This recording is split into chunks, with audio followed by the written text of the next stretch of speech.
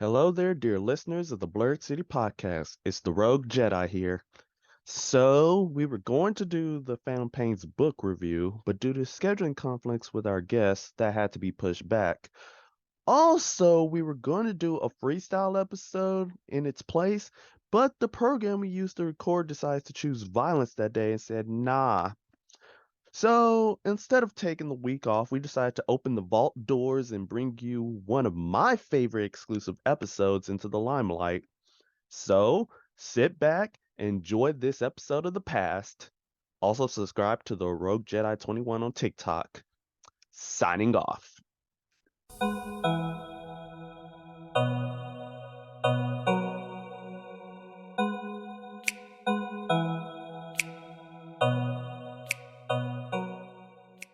All right. So, hey, man, I actually have a good question for you.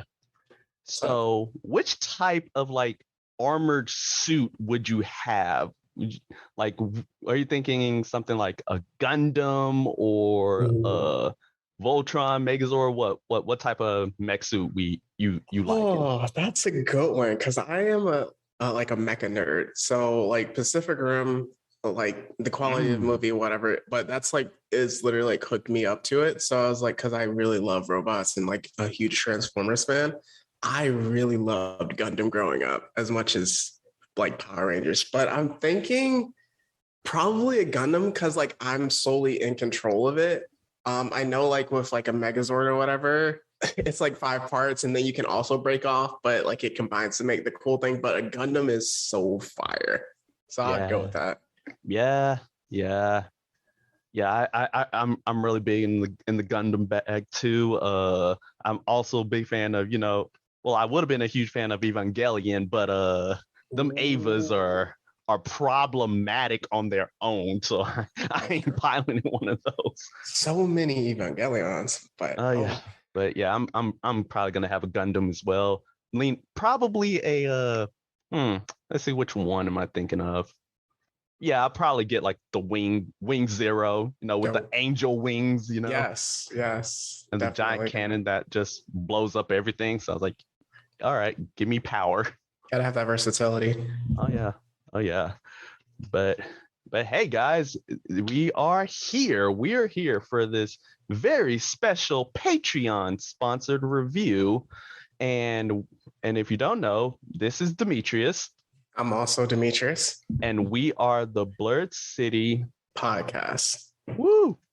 So here we are, boys and girls. We're here for a Patreon sponsored review, a special episode. So thanks to the 5 subscribers who are already with us, and we expect to see more soon. Just thank you all for your support and all of that. But firstly, I just want to get right into it. Hey, what's hot? What's hip out in these streets today?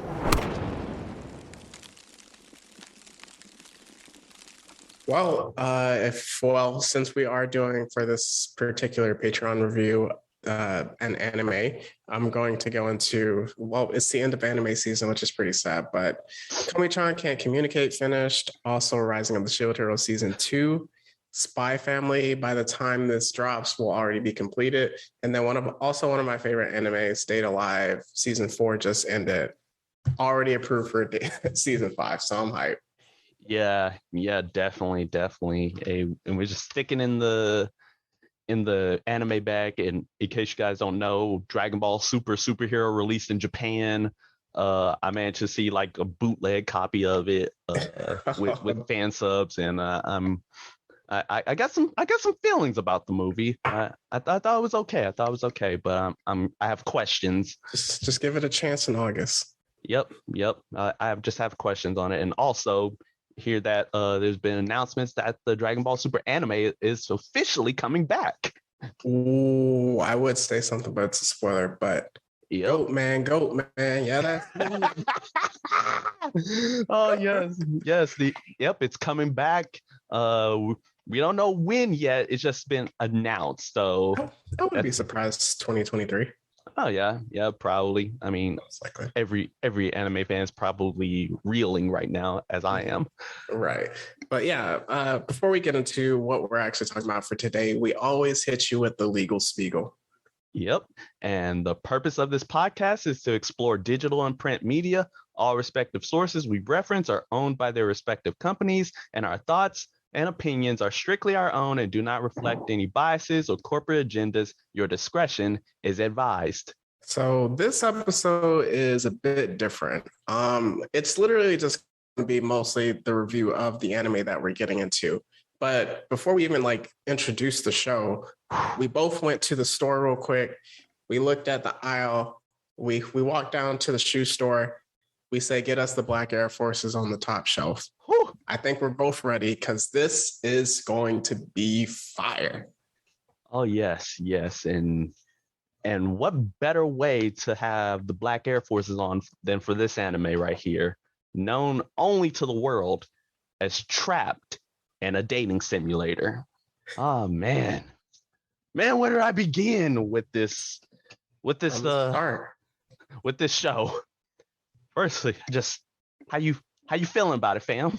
I really enjoyed it. Like you first like put me onto it, like you mentioned it, and I was like, because I saw the title and I was like, how many of these have I seen before? How many you get isekai, you're overpowered, 7 different women fall for you, no real story progression, and then you make no headway with like the woman characters at all. Then I was like, okay, I'll give it a try. He keeps hyping it up. I watched it and I was like, oh, okay, this is pretty good. I got episode like 4. I was like, oh, I'm hooked. And so like, yeah, I finished it and I was like, okay, I want to actually read the manga for it, but it's not super far ahead, but the light novels are done. So I think I might try to cop me one, but this is a good show. Oh yeah, 100%. This was an anime unlike any other, and I actually got onto this anime from just like a random YouTube clip. It was just a random clip of like one of the most Black Air Force scenes I have ever seen in my whole life. One of the most Black Air Force characters I have seen in ages. And I was just like, no, I need context. And from there, I started at 1. And by that point, when I watched that scene, it was like only the first 4 episodes were out. Yeah. So I was like, dang, I'm caught up already? Yeah. All right, let's go. That's the feeling because when I first watched, I think it had 10 episodes and then the day after was episode 11. So I watched like the first 8 or so. And then the next day I was like able to watch the next 3. And then all I had to do, and then I read the manga a bit, but it's not super far from where it ended. So then like the next week I watched episode 12 and I was like, yo, like please have a season 2 for it. Mm-hmm. And season 2 should be coming soon. I really hope so for the studio's sake, because it's always weird with anime season 2s. Mm-hmm. Otherwise, these Black Air Forces will be coming for somebody. Bro, if you get a season 2, you can get like 5 seasons, but like so many of them don't get a season 2, or like it takes like years to get it. Mm-hmm. It's crazy. But yeah, so like, hey, let's go ahead and get started. Like, what's the premise of the show? Like, why is this like something that we just got hooked on immediately? So to even just start off, the name of the show literally explains itself. So Trapped in a Dating Sim is hard. It's kind of very long name, but for a mob character. And in it, we see, do they give his first name like his original, like non-isekai name? No. Okay, but essentially the main character, he is asked by his older sister to play this dating sim game for her. So she could, because she's a developer, I believe, or part of the company that created the game. So she doesn't want to play it, so he ends up playing it. And then he goes complete otaku, complete weeb, stays in for days at a time, that he's like literally exhausted. And so then we do what we do in every isekai. It's time to die. Time to get sent to the next dimension, my boy. But in fairness, I mean, the way he got isekai sucks, but at least it wasn't Truck-kun that did it. And I wish Truck-kun decided to come back and be a menace again. There's no great way to get isekai. I mean, Rising of the Shield Hero is probably the best, simplest way. You just get summoned. But yeah, so he falls down a flight of stairs, and then all of a sudden he wakes up. He's just a kid. Presumably, he's been that way for years at a time. But actually, in the world that he's in, it's all flipped. So essentially, women are the dominant. I was about to say species, but the dominant gender sex in that world. It's a matriarchal society rather than patriarchal. Thank you. And for that, so the women are able to have like multiple husbands, kind of as concubines, almost in a sense. So he is Leon Bo Bart Falto. Yes.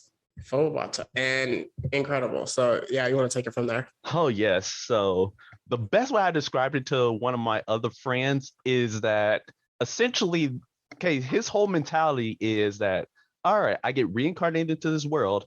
I just want to live this peaceful life. However, the peaceful life is not for him because just the entire world just wants to bring him into like their world's conflict when he really does not want to. He just wants to remain a background character, and everybody just pulls him in. So like the first thing that happens is that he has his like new mother and father and sister, and the mother is like a complete witch, and she's like, oh yeah, I'm gonna marry you off to this old rich woman who'll like bring honor and just bring merging of the clans and all that jazz, like typical just yes. But that's technically his stepmother, right? I mean, technically, because his dad actually had like the other person with him, who I believe is his birth mom. Yeah, that's right. Honestly, that whole dynamic is weird, and you don't even focus on it. Like, it's so odd, yeah.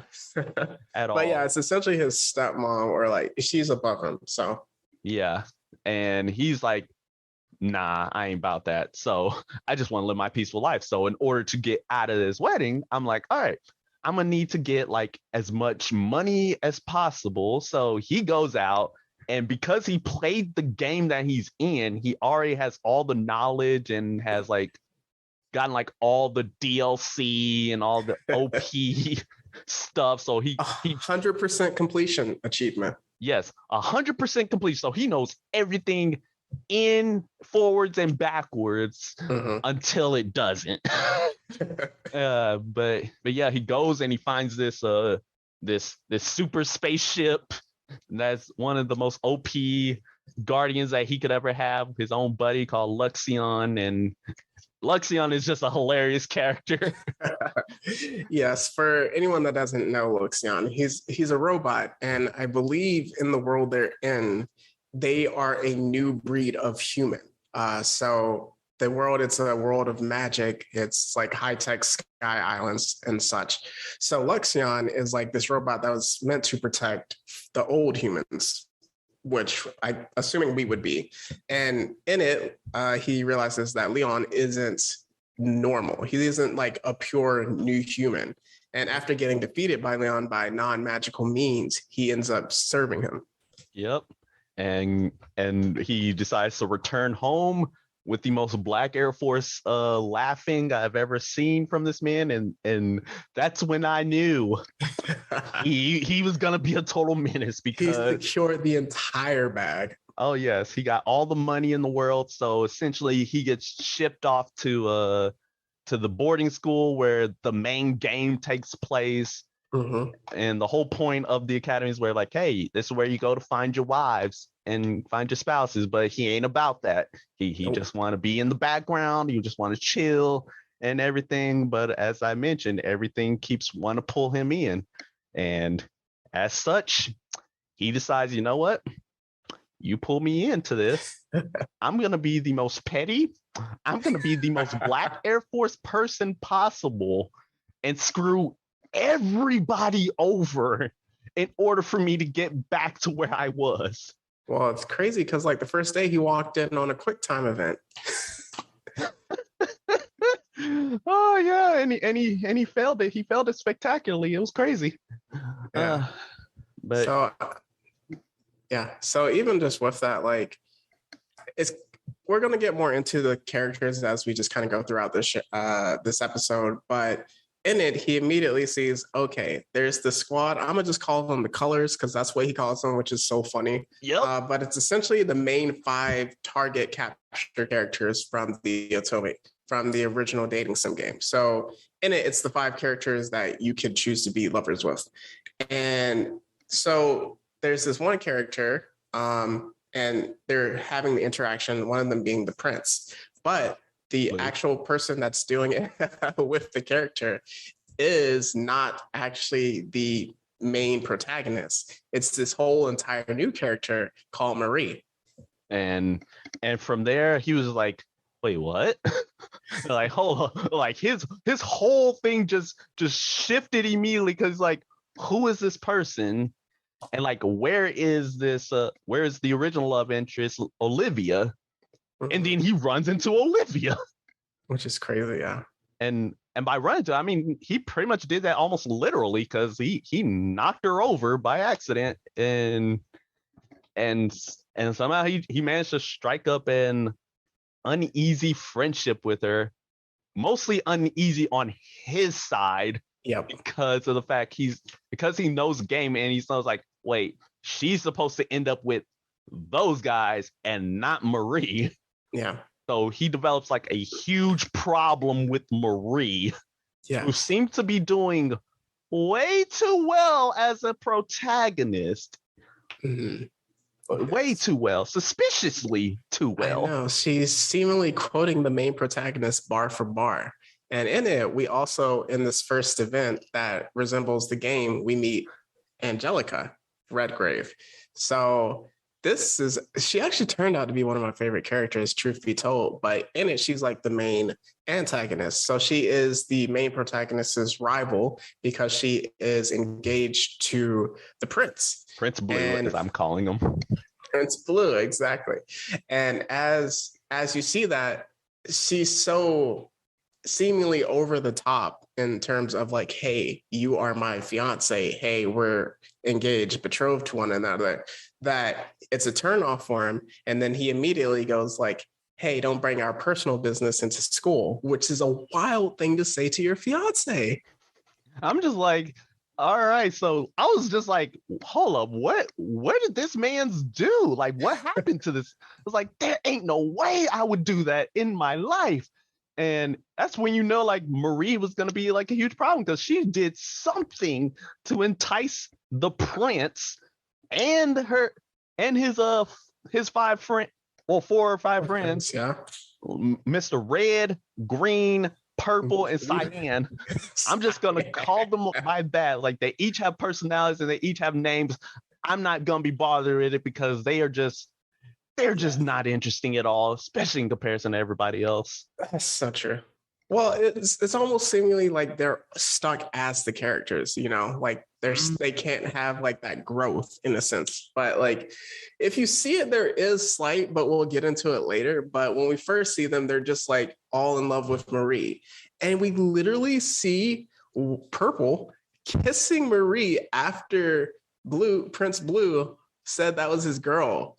Yep, I was like, dang. There ain't no trust among the bros anymore. But friends. But apparently all 5 of them are chill with it, which I'm like, ain't no way. Reverse no way. Yep, it's like ain't no way in these streets. No, reverse harem. What you mean? Yes. But yes. But yeah, so eventually everything just comes to a head when they're at this dinner party. Of course, Leon, he managed to secure 2 guy friends, and then they're pretty much kind of like the losers. Bottom.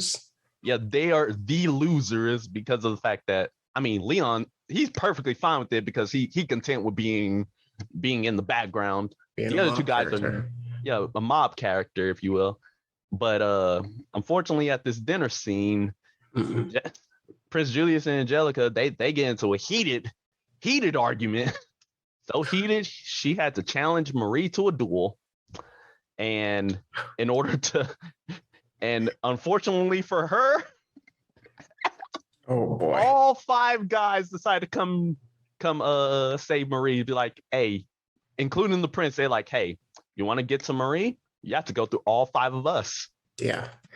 And at the time, nobody wants to rep for Angelica. Like at this turn, it's just like it comes off as clingy, and then also like in this world, status matters, which is something we'll probably talk about in our anime episode. But status matters a lot. So like those around her, you know, when the prince he at the time ends the engagement, so then it's like, oh, so you're not as hot as you think you are. Like you're not as powerful. Oh, your daddy this, your daddy that. And I believe is her dad a baron or a duke? I can't remember. He's a baron. So yeah, her dad is a baron and he has a lot of influence as for the Redgrave family. And for that engagement to like be publicly broken off is like really embarrassing. So like no one's gonna ride for her. And even our guy Leon, who like he wants to get married just to have like a normal life in the country, not do anything. But but it's so annoying. He's so pissed at Marie because she's like just stepping in and she's like, not only is he just pissed at Marie, but he also like he feels for Angelica. And then for the other 5 guys, he gets angry because it's just like, what? How are you in love with this girl? Yeah. And also don't forget the fact that Leon knows what's going to happen to Angelica. Yes. That whole happens, because he knows like, hey, like no matter what happens, she pretty much gets like the worst ending possible. And yes. But he didn't do it for her at first. He's like, nah, I hate these guys so much. I'm gonna go defend her just so I can knock these 5 dudes down a peg. Yes, he hates pretty looking dudes. Yes, so he decides to fight for Angelica, and they decide to fight using mechs. It's a mech one-on-one fight. Mm-hmm. And yeah. Yep, and incoming the moment that I saw on YouTube, the most Black Air Force thing possible. See, these 5 guys, they have like some of the most advanced, like I'm just calling them mobile suits. They're not Gundams at all, just mobile armors, just right. armors and whatnot, you know, state of the art and whatnot. And then Angelica, she's like pleading with Leon not to fight, but he's like, nah, I'm doing this because he knows he has a secret weapon. And that is the Edogaunt. Oof. And this thing is... What a name. Yes. Yes. And this thing is like absolutely stacked, but I believe it's an older model. So like when it pops out, everyone starts laughing at him. They're like, yo, this thing can't move. It's weak. Like it's a really bulky thing. It kind of has like a oversized backpack, if you will, on its back. And when he pulls out his weapon, which was hilarious, it's a shovel. So it's like, yo, you're not even taking this duel seriously. But after that, he proceeds to body the first 3 like nobody's business. Yep. It's like purple, gone. Red gets eviscerated. Cyan just gets KO'd. And then he goes up against green, which is actually interesting because I believe it's either before or after sometimes during the midst of the fight, his sister sets him up to fail. Apparently, she's an op. It's less that she's an op, but more like she's pretty much kind of like her hands are tied and like because of the green guy's status and whatnot. It's kind of like miniature blackmail, if you will. Right. Only she has no dirt on. Only like he doesn't have dirt on her. It's just like, hey, do this for me because I'm that guy. Yes, to literally blow up her brother. Yep, to kill her brother. And I'm just like, hey, yo, and that's when I knew like I hated Green the most. Is because he was the only one to pull some dirty tricks in order to win. Because he's like, nah, I can't have this man fight Prince Blue. I'm gonna do whatever it takes. And unfortunately, he went and took that L too. Yeah. Because the Edogaunt is that suit. It's that dude. And then he also proceeds to body the prince. So afterwards, which is really fire, every single last one of them get disinherited from their families. And this is where I actually started to like Marie because I was like, she might be my spirit animal because all she wanted was the money and the status. And everything they did, she was like, my money. And I was dying. Yes. I was just like, that's what you get. That's what you get, Marie. And And yeah, so like all that happens, and then at the same time you're starting to see like Leon be, and also we forgot to mention like during the fight with the prince just how sinister and how petty Leon is.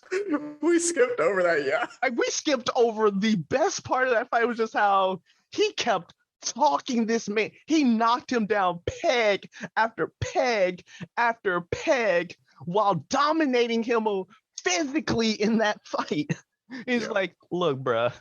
And the prince said something along the lines of like, how it's like, are you proud or something? It's like, and he just in the most Black Air Force way possible with the most sinister slashing smile I've ever seen. He was like, yes, I enjoy this power. I enjoy the status. Because it's crazy because it was a shift. Because it was like, okay, I just want to be this normal dude. And then he goes from, okay, I hate this stepmother of mine, for lack of a better term. So he gets the paid off of it. And like, it's like, okay, you understand why you could be petty with her. Then you kind of see him like he's in that loser phase where like he gets tea from his senpai and he's like happy, but like he's not getting any static from any woman, any girls. And then from there, it's like, okay, he's nice with Angelica, he's nice with Olivia, but you know, he's like, okay, I just want to teach these dudes a lesson. But during the course of the fight, he was like, okay, I'm actually a menace. Let me let you know about it. Yup. And all this time, like, they're doing this in front of pretty much everybody in the school, and they all hate his guts. They're all praising for the prince to take him down, and then, unfortunately for them, but amazing for us, they also bet on him. The prince. So they all lost money. They all lost money. He ended up getting a bunch of money, more money than probably everybody in the whole school combined. He just like, yeah, I'm that guy, pal, and all y'all remember my name. Yes. So then from there we see kind of a recurring theme of, so he essentially, like with his new status, he has to almost kowtow to now Baron Redgrave, Angelica's father, because that is essentially, he was fighting in her name. So that's essentially the Redgrave family embarrassing all of these 5 noble houses, including the crown prince. Mm-hmm. So just kind of from there, he quits the school. He also, you know, he gives money and his findings to the Redgrave family. He says, yo, it's all my fault. I'm taking the blame for it. I'm out. And yeah, just going from there, they're like, nah, we can't have that static. So nah, fam, you getting promoted, my boy. And we gonna have Angelica stay with you, fam. Like essentially you just start seeing his relationship, like him starting like grow in his relationships unwillingly, but still happening. His relationships with both Olivia and Angelica. And then like over the course of like a summer break, like they all like went to Leon's home together, and they just all pretty much had a fun time and whatnot. And you start to see like their friendships developing, but then there's this one girl. Oh, you want to talk about it? What? Oh, I need to talk about this woman. All right, let it out. Okay, so I don't even want to say her name. That's how much of a problem she was. But I'm just call her Braids Girl, because Braids Girl is a problem. Like, because essentially she basically functions as like Angelica and how she was supposed to be in the game. I know who you're talking about now. Okay. Oh yeah. You know now. And just like how she's things like she's the most superior being around. So like she pretty much dogging Leon, which causes Leon to, you know, he had to go put on his Black Air Forces and show this woman what it really do. He actually at first didn't say anything to No, he didn't say anything until he tried. Yeah, he tried his best, but sometimes enough is enough. Like you can only hold off the Black Air Forces for so long before you have to put them on. You understand that. She came at the wrong girls. Yep, she came at Angelica and Olivia, basically calling Olivia essentially like Angelica's pet, which causes Olivia to start doubting herself and like if the friendship she's been developing was real or not. And it's like causing a rift between all three of them. I'm just like, oh, okay, I need this woman to die. Yeah, it's actually interesting that you mentioned that because it's like we have to take into context Angelica is the villain of the trap. Well, not Of the the trap, but original game. of the video game. She's the villain of the video game, and Olivia is the main protagonist. So through the eyes of Leon, if you're being original, it's like, oh, Angelica is actually supposed to be a disgusting character. And then you do have that pity for her. Like when we play video games in general, you don't think about, oh, this character that's really annoying, their tragic backstory. But now that he's in the world, again, like Meech mentioned, it's like, okay, I don't want her to actually like live off in the country with a husband that hates her. But you have to also understand that like the Braids girl, she was saying, oh, Angelica, weren't you talking all that gas about how the commoners are trash, they're pets, they're no more than animals? Which is like a common theme in like a lot of anime with like royals and stuff, where it's like royals, commoners are dirt. And it's like, hey, haven't you been saying that? So like not only was Olivia doubting herself, but she was also doubting her friendship with Angelica. Yep. And of course, things kept boiling over. But the best part is the fact that like you see how Angelica, she's just pretty much like having none of that, and she's just like trying her best to like be great friends with them. It makes you realize like, dang, man, I really like Angelica. Yeah, but you even did see that kind of like that tug and pull of her like inwards, like she recognized she did say that, but she's like, I'm not like that anymore. But yeah, but yeah, so just pretty much shenanigans happens where they pretty much get entrenched into different conflicts, mostly with each of the separate colors. Yes. And just like all tagged on. Yep. And yeah, just pretty much how each of the colors, they start getting development, little bits and pieces of development. Slightly, yeah. And pretty much most of their development I'm pretty much going to boil it all down. All their development is that I want to be better than Leon. Yeah. Like this man is superior to me in my speciality. It's like, nah, I'm gonna need that run back. Yes. But here's the thing that we really skipped over. That this is when I texted you about the show. So when Braids Girl, they were having a tea party. So a tea party is this thing where essentially like they're trying to, it's like a guy hosts a tea party to woo the girls. The more girls that come, it's more like candidates to be like wedding partners. But this soon after his accomplishments, he gets promoted after this pirate incident.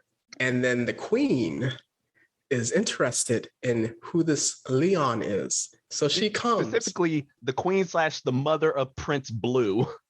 Yes, we have to take that into context. So she pulls up, she sees that, okay, Braids Girl is being words. And then, so this is when Leon is like, okay, I can flip the switch because they're disrespecting the queen. And like these demi-humans are putting their hands on the queen. So then he's like, okay, menace mode activate.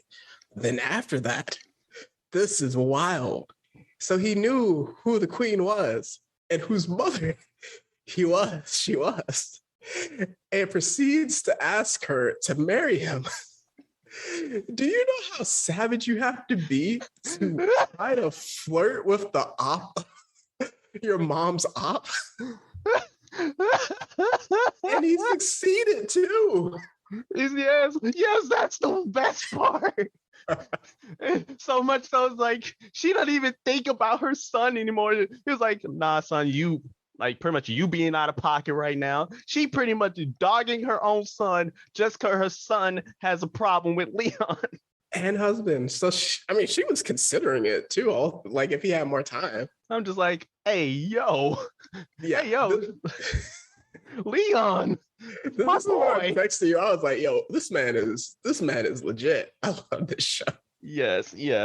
And oh man, as I was saying, like pretty much rest of the show is just like Leon pretty much getting pulled into different adventures, him using his intelligence in the game, and and all the while Livia and Angelica's like their friendships were slowly falling apart, Right. with Leon not really noticing or perhaps not even caring, considering he wants to be a background character.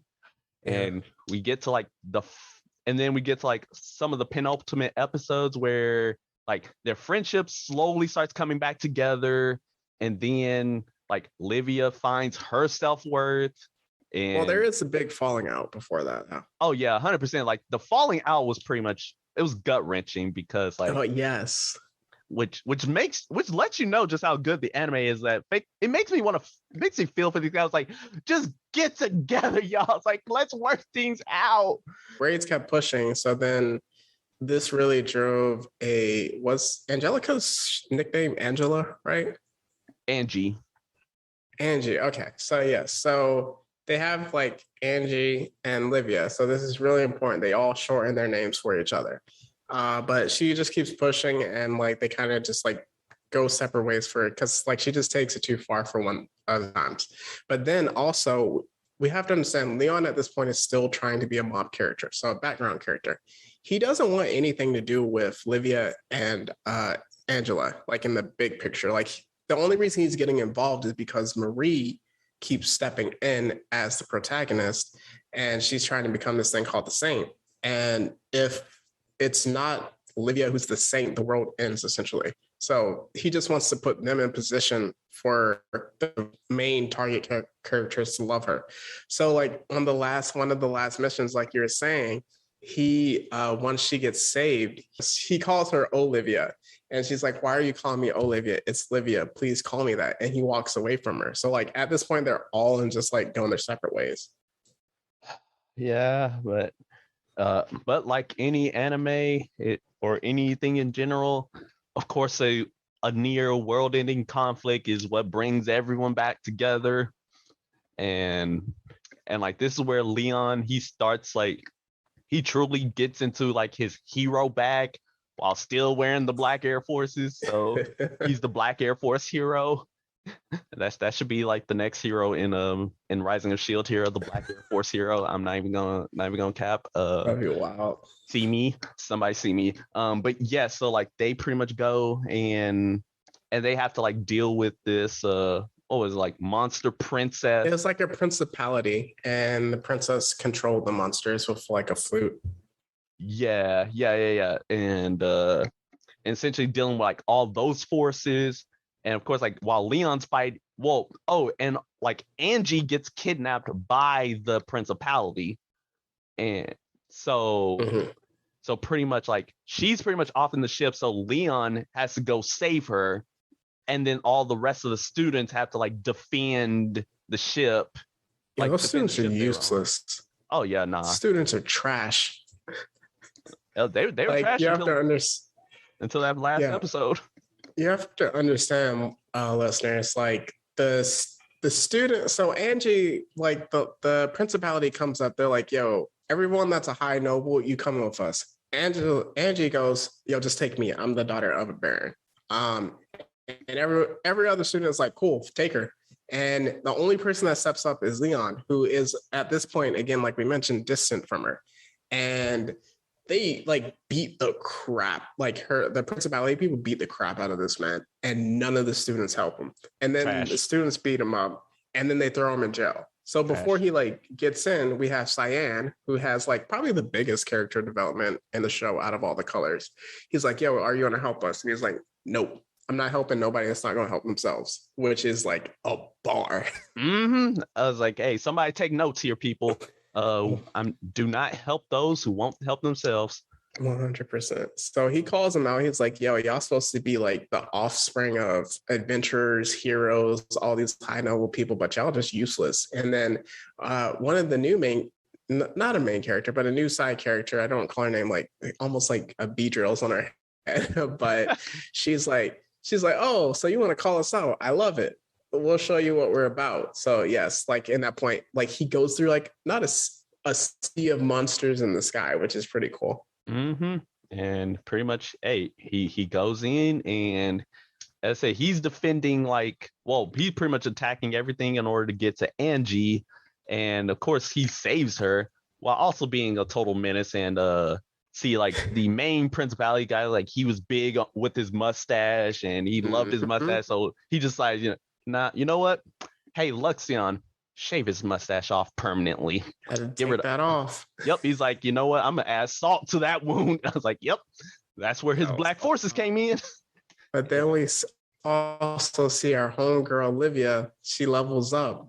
So throughout the course, as the main character in the game, obviously she's the one that's like taking the steps, taking character development. But in the course of the show, now that Leon is actually in this world, he knows all the secrets. He knows all the plot points. He knows like every twist and turn. So he's like a lot of doing things to save her. A lot of things that like, as Luxion would say, like hindered her development. But this is one of the first moments where we see that she levels up and you see like, oh, Saint powers activate. Yep, and she ends up like outdoing all her class, and you're just like, fine, let's go, Livia, let's go. And also like, hey, when and also don't forget, like when Leon was bringing Angie back to the ship, that was kind of the moment where Angie falls in love with Leon. Mhm. And like she finally laughs for once, because like, Yes. because you mind you, audience, like she's pretty much like a starkly serious character. Like Mhm. she's pretty much like, almost like the deadpan one who speaks like kind of matter of factly, always like into doing like the rules and everything like that. So like seeing her pretty much fully lighten up and Yeah. just fully like just caving in, just laughing and just having a great time is like, that's my girl. Yeah, like you can't even call her a tsundere that up until that point, because like she's like, yeah, she's just like base level with him. But there's also a really cool scene where her and Livia, they kind of reunite as friends. Mm-hmm. So there's a silent voice moment that almost broke my heart, but essentially like Liv and Angie saved Liv from falling, right? And then Yes. they reversed it. So then Liv saved Angie from falling, but when she did it, she pulled her up and she fell in the process. And then as she was falling, she wasn't even scared because she was like, I know Leon's going to save me. And we have a very, very touching moment. Oh yeah, yep. So Leon pretty much he grabs her, he calls her Olivia once again, and Not pretty having it. much like, yeah, Livia was not having it. She's like, call me Livia. And Leon starts trying to say, like, I can't be with you because like you're supposed to be like with these guys, like, and then she starts like tearing down each of the colors. He's like, what about red? Like he's a meathead. And then all of that is like, he's like, why do you, and then he asks the big question, like, why do you want to be with someone like me, a background character? And he's like, because I've fallen in love with you. And I was like, oh, I was like, my heart. because it's actually cool. Like I read that moment in the manga, and it's like at first she starts to explain it, and then she's like, "It doesn't even matter. I just love you," and that's like really touching. And then like that's kind of the moment where it's like, oh, now he like realizes that, is it okay for me to actually be with the two of, well, Livia at that moment? He's not, Angie is not on the radar, but Yeah. then yeah. So essentially from there, it's just like end of the story into a new adventure. Yep. Yep. It was like pretty much at the end of the day, like he pretty much beats the crap out of the rest of the principality, and then he gets promoted once again. Which he by the, hates. Yep. He hates that with a passion, but yeah, like Angie and Livia, they're pretty much back on like great terms with not only each other, but also with Leon, Mhm. with both of them pretty much in love with him, but Livia being the only one who said it. And like, as you said, like he's pretty much contemplating like, hey, you know what? Even if like it may be all right if I get to be with them, but if not, I have some of the best friends around. And yeah, as you said, like, hey, on to season 2. Right. Hopefully, fingers crossed. but but yeah, that was pretty much the show. I'm just like, my goodness, what an amazing show it was. Yeah. So I really like the theme of, I don't even know if I can call it theme, but like friendship in it. Whereas it's like that, like you saw him develop through the friendship. You saw the friendship of Angie as well as Olivia through the whole entire thing, where it's just like, oh, these people from different kind of backgrounds, but also just like connecting from him and his actions. So Mm-hmm. And and I was gonna pretty much ask like when it comes to this anime, like what pretty much was like the main appeal of it? Like what it's like out of all the different isekais around, especially like the more popular ones that we could have watched, like what made this one stand out to us? I think one of the toughest, like I mentioned before, a lot of isekai is actually just harm, and it's an excuse to be a harm. But in those, like a lot of like criticism is that okay, the main protagonist is a milquetoast character. He doesn't do anything. He has no character development. It's just like he's reacting to what's around him. What was different with this is that like he was so proactive in terms of not just like romance stuff, but in terms of like okay, I'm going to be a menace to everybody that in this world. Like, I'm going to get involved. And it's not just like, oh, I'm going to get involved, but like, I'm going to torture you. Like I said, like he flirted with the dude's mom. Every time he beat them, like it was just like torturing them, but also just like overcoming and like how much the people hated him. So, and I don't, yeah, he was kind of overpowered. So like it kind of like took out the danger factor, but at the same time, it wasn't necessarily about him overcoming challenges. That wasn't like the theme of it.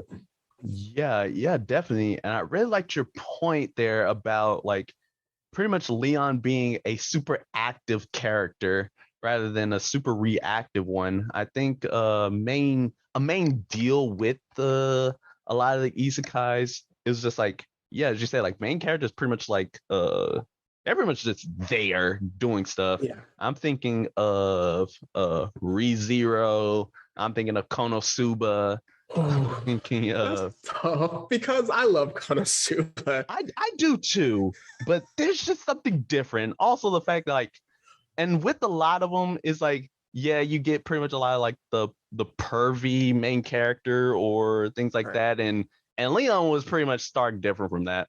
He was just built different. Wait. But for Konosuba, because I got a ride for my boy Kazuma. He literally said he would drop kick a woman in the name of gender equality. Okay. I'll let Kazuma have that one. I'll let him have that. His hands are unisex, all right, and so is Leon's. Both of them Yes. pretty much are Black Air Forces. They deserve their moment. We can have a Okay. talk about Konosuba later, Okay. but Season 3 coming. please. But yeah, I was just gonna say like overall, like pretty much he's like one of the rare characters where he's pretty much just super active and like he is Black Air Force personified, and he revels in it. He knows he's a Black Air Force, 100%. and That's what I love. he leans into it. There ain't no like, oh no, I'm an accidental Black Air Force. Nah, he turns them on and he keeps them on. And he's like, yeah, Yeah. worship me. I am a god. When he flips the switch, he flips the switch. Mm-hmm. And but yeah, it's like there's that, and pretty much like yeah, I just want to like get into just like my last thing is like, hey, what who are some of the characters that you loved and who you absolutely despise? Well, for love, I would obviously Leon, obviously two best friends with Livia and Angie.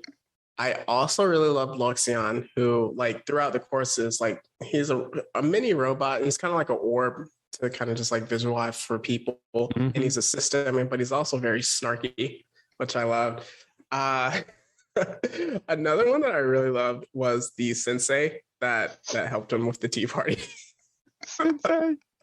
Because he'd always cry about it. It's like hilarious. Trying to think. I as the series progressed, I started to like Marie more and more because I from episode like when that first episode where you're like, oh, she's not exactly who we think we are, where she like gives that look back at him and she has like that Mm-hmm. evil look to like kind of the end where she's like pulling her hair out and she's like, oh, why am I attached to these idiots? Like I really like it. And then I don't know if we're gonna get into it later, but I think I know who she is. Um in a relation to that to him. But also who I hated, see, the colors like we talked about had redemption, but they were very annoying. But definitely braids. Braids was just garbage. Yeah, I think you pretty much touched on nails on the head on that one. Pretty much Leon, Angie, and Livia. I pretty much love them to death. I will fight for them. I'll die for them.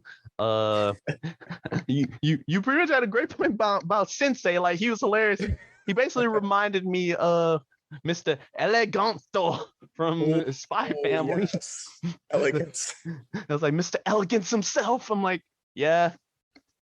And it's funny too, because I was watching both shows at the same time. So yes, I pretty much saw both of them. I was like, hey, yo, did you just cross animes? But yeah, I kind of, well, I know who it is because like I've actually taken time to read the rest of the light novels, so I know who she is.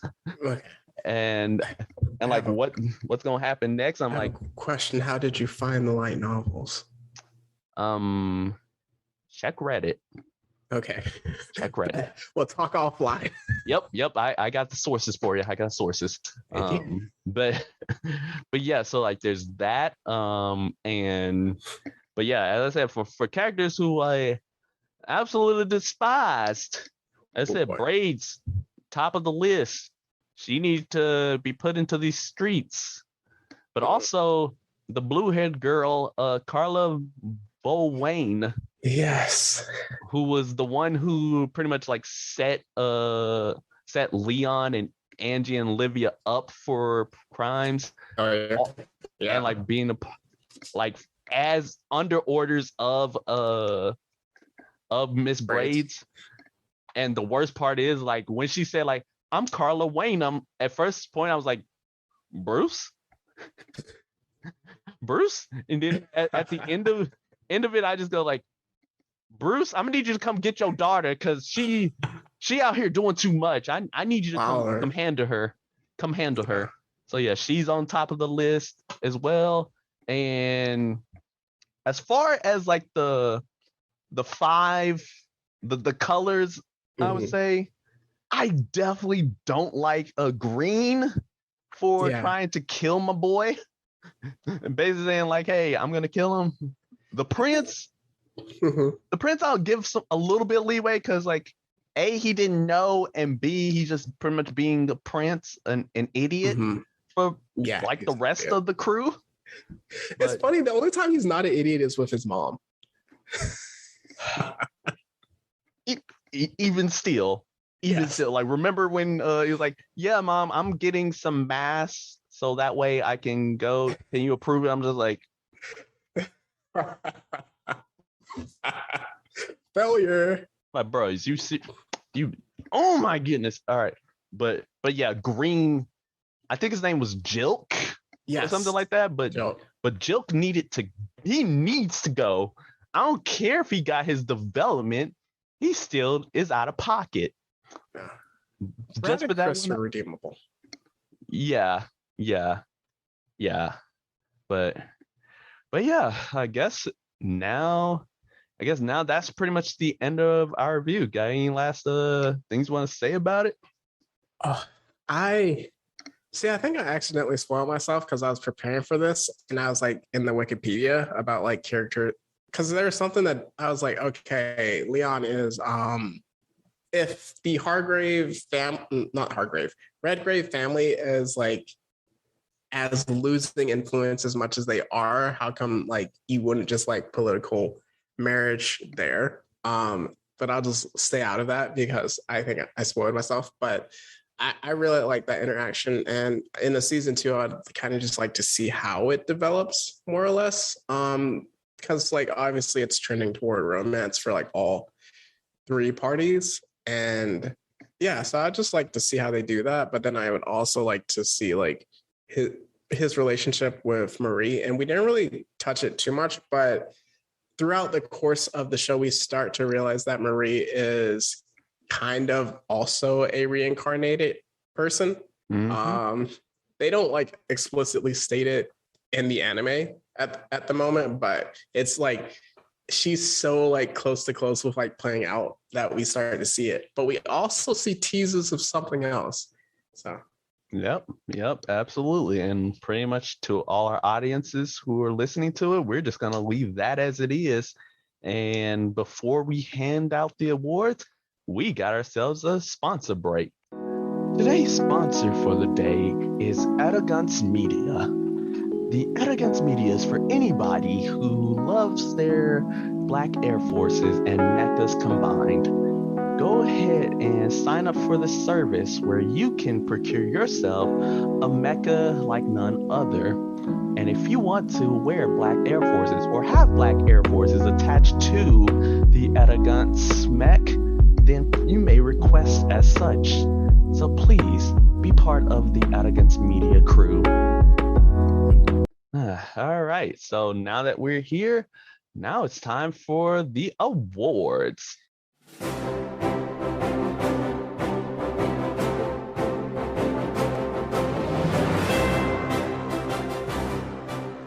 You know, every single review we do, we have ourselves a series of awards that we like to give to the characters and whatnot. And I figured, hey, why not start it off with the spotlight is yours. Spotlight is yours, Mr. Leon von Barfalto. You're a complete and total menace. I know you don't want the spotlight, sir, but it is yours considering just how much of a menace you truly are to society. And just for all your accomplishments and all the things you didn't want to do, but you still did them anyway for the cause, for the culture. And that culture is the culture of self, which I am 100% down for. So the spotlight is yours. Come get your award.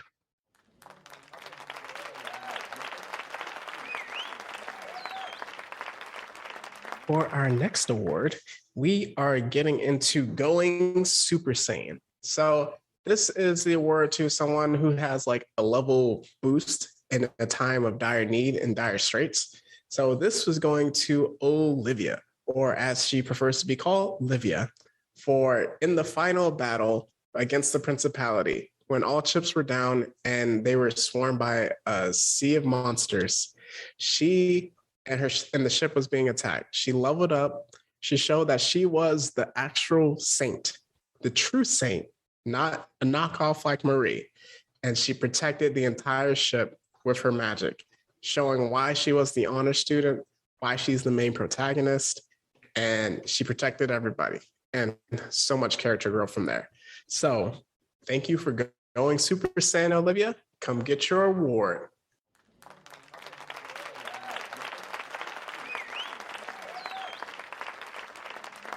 Yes. And the next award that we have is the Biggest Idiot Award. Now, unfortunately, there are too many people in this show that deserved it. However, there's one person in particular that I just know needed to get it, and that is Mr. Red himself, Brad. Oh, no. Oh, yes. I am coming after this man sideways because there are two moments that I have that completely said like, oh, nah, you needed this award. Moment number one is after you got your behind beaten by Leon, you decide to say, you know what? My mecha may be out, but I'm not. So you decide to hop out of your mech with, I think it was just a javelin, and try to attack the Arrogance. You, sir, you know the fight's over. So stop it. Yeah. But then moment number two comes in the final episode when you had to run it back with Leon. And then, firstly, it was a problem for you it was stupid of you to even challenge him again in the first place, because you ain't get stronger. And secondly, you had a patch meal mech that not even Voltron would have wanted. So, and the fact that that Leon was trying to tell you that it was gonna explode if you kept going, and you kept going anyways. Yeah, well, no, listen. you didn't even give him time to explain that you were gonna die if you kept going, and yet you still win anyways. You know what? You should have died because of that stupidity. But nah, Leon is a merciful Black Air Force, so he's I'd spare you this time. But know that this biggest idiot award goes right to you.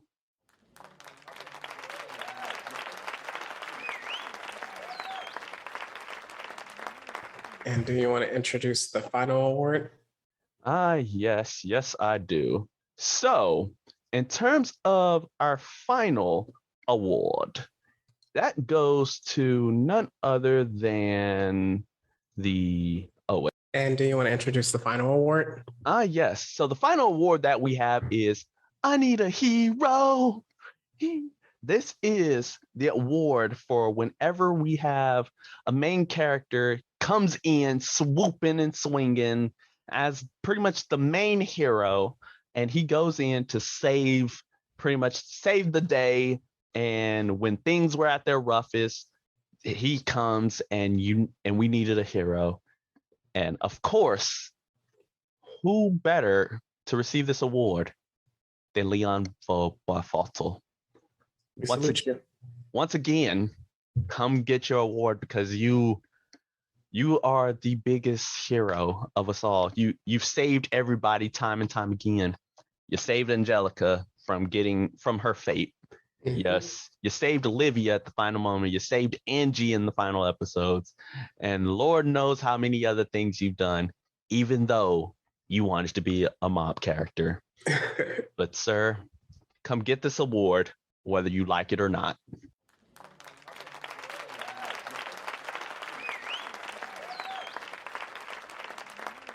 Most consideration was Lexion, best sidekick in the show. Oh yes. He's definitely up there as an amazing side character. But and just carrying from there, we can just go into our recommendations. Yes. So my recommendation is, of course, what we've been talking about: Trapped in a Dating Simulator. If this show sounds very appealing to you at all, and just how amazing it is, and especially from our praise for it, you can find it on Crunchyroll or whatever you may use for your anime services. With the exception of Funimation, I think. I know I use Verb to watch it, and I'm pretty sure that's going to get closed down soon, but I don't know when. But you can find it on Crunchyroll, definitely. Do you have any? For some isekais, one that I haven't watched, but this show constantly reminds me of is My Life as a Villainess. It's a similar premise. It's reverse harem, but it's essentially like she's not the main character, I believe, but like in it, this isekai character, she knows what happens, so she's trying to stop her fate because at the end of the game she would die. But with that, she's trying to just essentially change her fate from being a villainess to like a good one. I think it's almost on its season 3 or like starting season 2. So I heard it's really good. Okay. And then also one that just brought up since you mentioned it, Konosuba. It's just so funny to me, and it's definitely different. But that's definitely a fun one, if depending on just like your humor. But yeah, definitely. All right, and now we are getting into our plugs for today. So, firstly, we have our Instagram and Twitter both under Blerd City 22, BLERDCITY 22. Then we also have our YouTube and our Patreon both under Blerd City Pod, POD. So please come support us on Patreon, and you can receive access to exclusive episodes. And then finally, like this one. And of course, we have our email, which is blerdcity22@gmail.com, where you can submit suggestions, submit your Geek Out Freak Out moments, or random fan theories of the day. But don't worry, we actually have something also special in mind. we have a Discord. The Discord, which is Blurred City. And with that, we are now able to, communicate with one another, to, of course, provide suggestions. And then you can also receive announcements as to whenever we upload episodes. And it's just a perfect and awesome community between us. And we may even be streaming games on the channel as we play like many different games. And then people can even join us. So definitely check out the Discord. Yeah, wait till I get my PS5. Our Twitch is going to be on and popping. But yeah, just going from there for my individual author pages. If you're interested, my Instagram is Metri_Dash. So METRI_DASH. My Twitter is at the Mad-16, THEMADASH16. And if you're interested in my book, it's on Amazon, Phantom Pain's Most Irregular Tale. So as usual, we're just going to leave you with some words of encouragement. You want to hit us off, Mage? Oh, yes. Firstly, don't let anybody tell you to do whatever you don't want to do. When you see something that you may not like, or they try to pressure you into doing something, put on your Black Air Forces and tell them to kick rocks. Yeah. And for me, I'll just say it doesn't matter what status you are, where you're born, what you think you're supposed to be. If you're supposed to be a background character, you can always be a hero. So just like that, we'll leave you with this. It's not goodbye forever. It's just goodbye for now. And that's the Blurred City Pod. See ya later.